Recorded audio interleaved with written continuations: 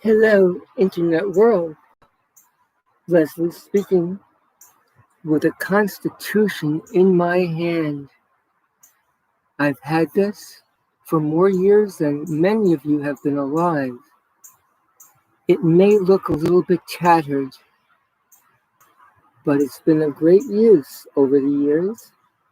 I've passed many a copy of this small document that's done so much for many people. We've broken the yoke of tyranny. Whoever thought that such a small document might change the course of not only mankind but the world? To break rulers, we now face them again, and it's up to us to retake the purpose behind those enlightened founding fathers who risked their lives to put their names against a tyrant, King George III.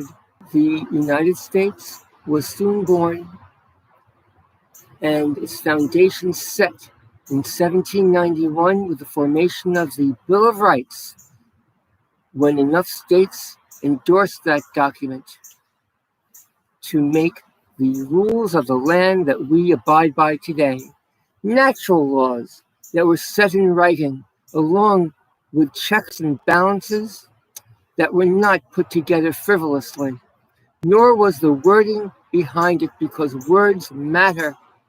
And public schools are no longer teaching the nuances of the Constitution.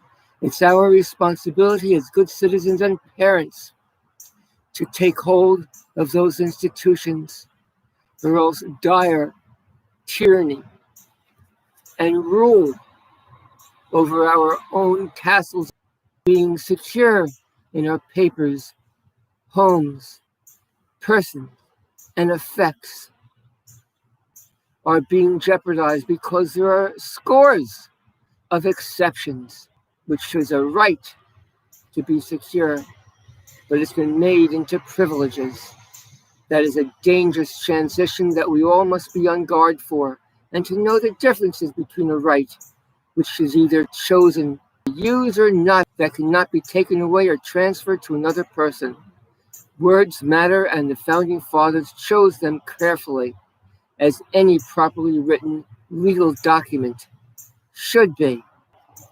Even though a contract is only as good as those behind it, it still must have some type of written foundation for a court to be able to judge.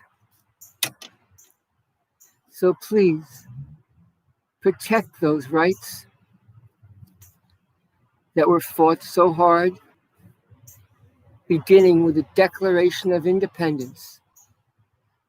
Was the promise, the Constitution was the fulfillment.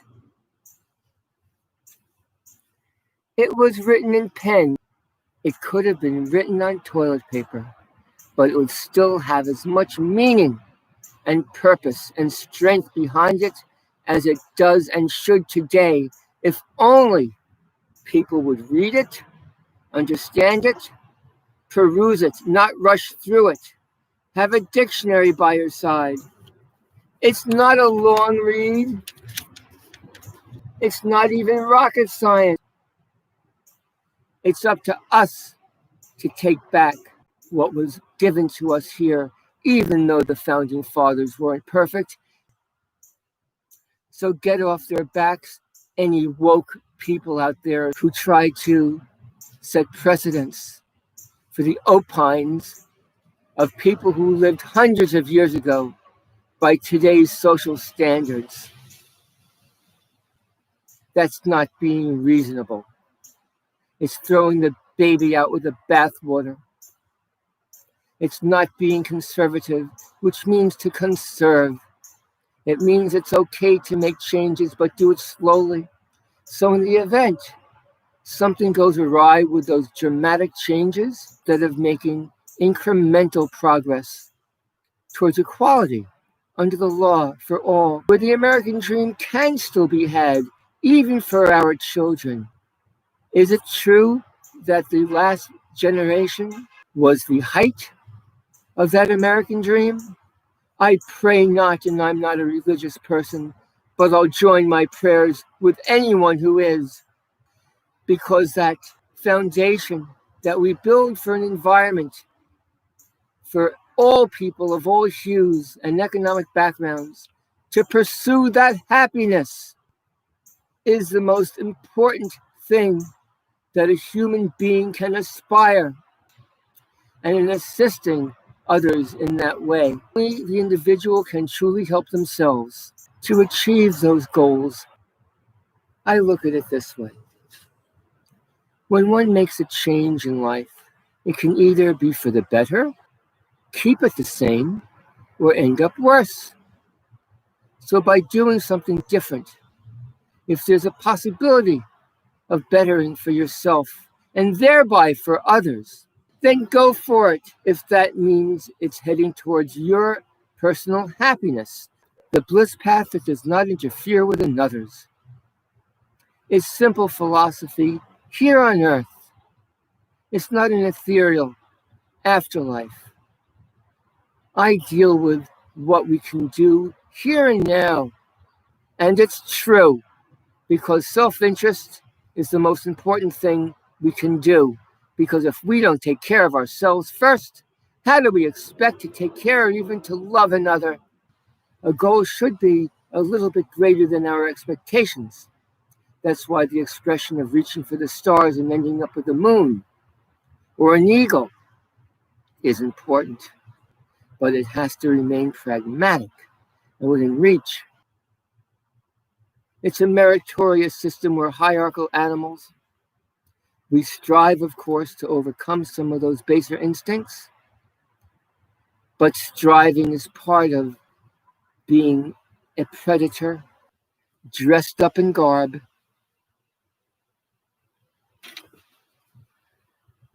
some wanting to rule the world, when our responsibility is to rule ourselves first and clean up our own rooms first before we try to tell the rest of the world how to clean up theirs without having any background or experience in life.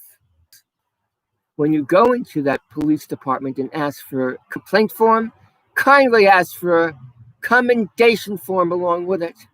That'll keep them thinking on their toes, because we do want to reward and reinforce good behavior.